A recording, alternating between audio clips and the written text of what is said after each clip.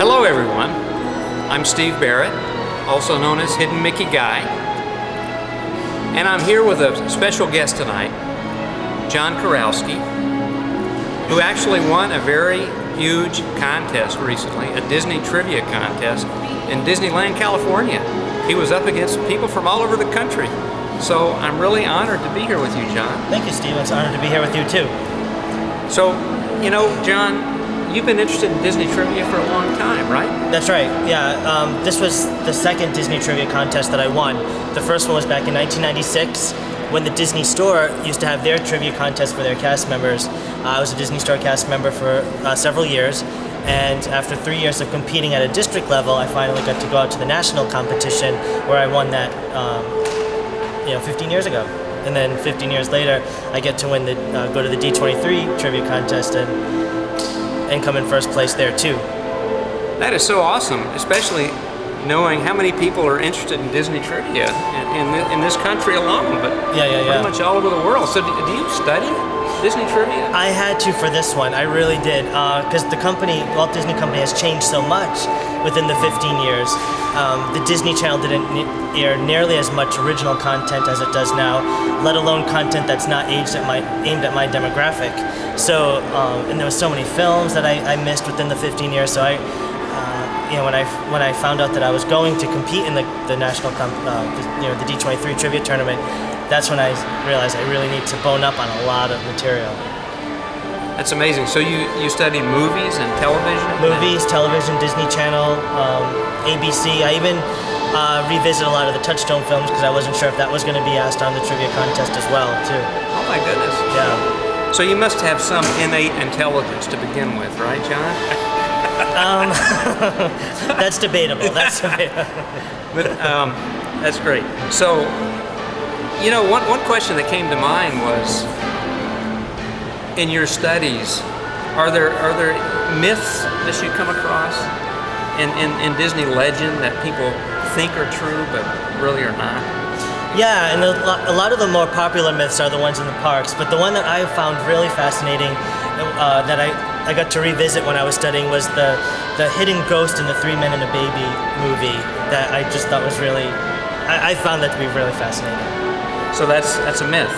It was a myth. Disney debunked it very shortly after the movie came out that it was actually a promotional stand-up cardboard cutout of one of the characters, but the urban legend was that it was filmed in an apartment and a child was killed in that apartment, and while they were filming the movie, the ghosts appeared in the background of one of the shots.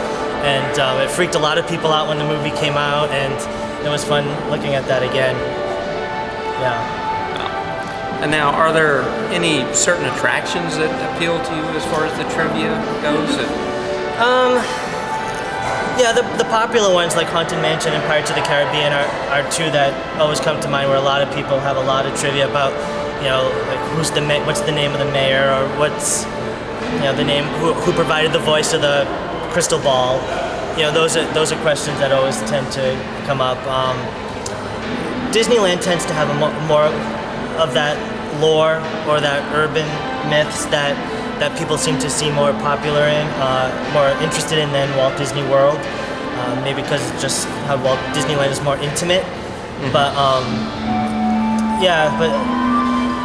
But looking back at the competition, I was trying to think if there were any attraction-specific questions that were asked. I'm drawing a blank, but I would think Haunted Mansion would certainly be in here, or actually, you know what? Actually, yeah, American Adventure was one that was asked during the trivia contest, and that tended to.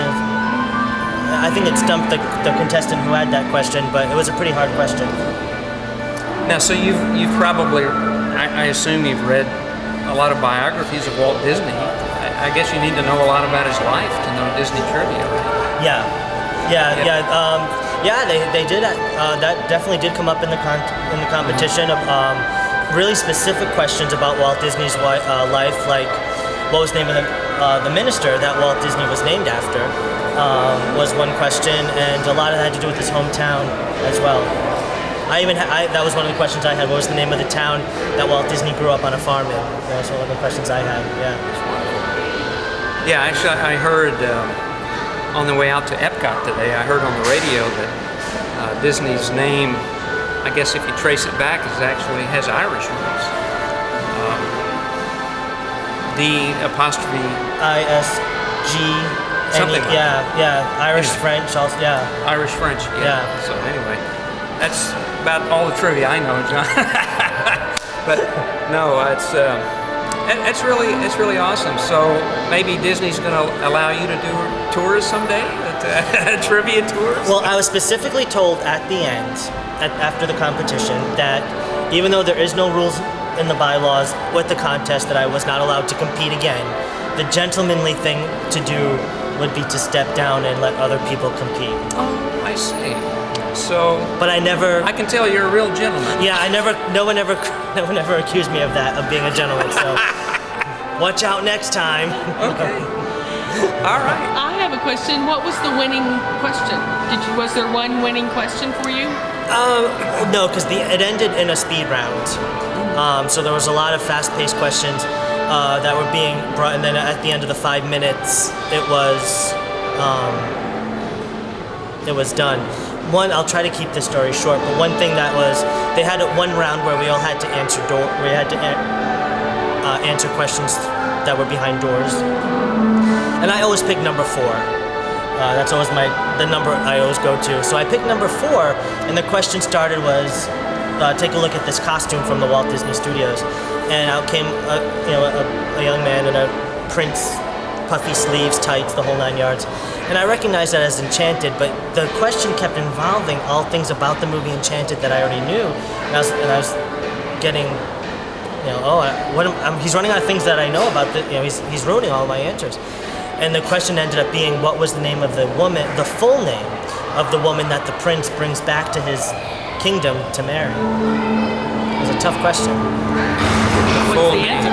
The answer was Nancy Tremaine, and I had to get that because I knew the movie Enchanted had a lot of Disney references, and I knew that character was going to be the little girl's stepmother, so I knew they used the same last name as Cinderella's stepmother, and my mom's first name happens to be Nancy, so that always rings a bell, so that's how I got that. It's very good. Awesome. And This is what trivia experts are made of here. And I was going to ask, is there a question that you had to guess at and it was just a lucky guess? I've seen The Brave Little Tailor for so many years, and that when the question was, what was the unit of currency in the kingdom in The Brave Little Tailor, I was trying to think of what the king was saying, and that's when I don't know how to spell it, but I remember him saying the word Pazuzu, and that was the answer, so. Pazuzu! All right! Yeah, I love that word. I frequently guess that word. Yeah, just rolls right off the tongue. The one, in the final round, the one question that nobody knew, that nobody was able to buzz in on was, what was the first city on the stop of the Hannah Montana Miley Cyrus Best of Both Worlds concert tour? That was the one question that stumped everybody. It definitely covers everything Disney. It definitely not just does. The attractions. I or the did look parks. up that answer after, and it was St. Paul, so. Wow. St. Paul, Minnesota. Oh, they didn't give the answer if nobody got it? It kept going on, and that was, sometimes he did, sometimes he didn't. It was inconsistent, so. It turns out. Awesome. Well, thanks, John. Thank you, Steve. Thanks for coming on the show. Thanks, All right. It's my pleasure.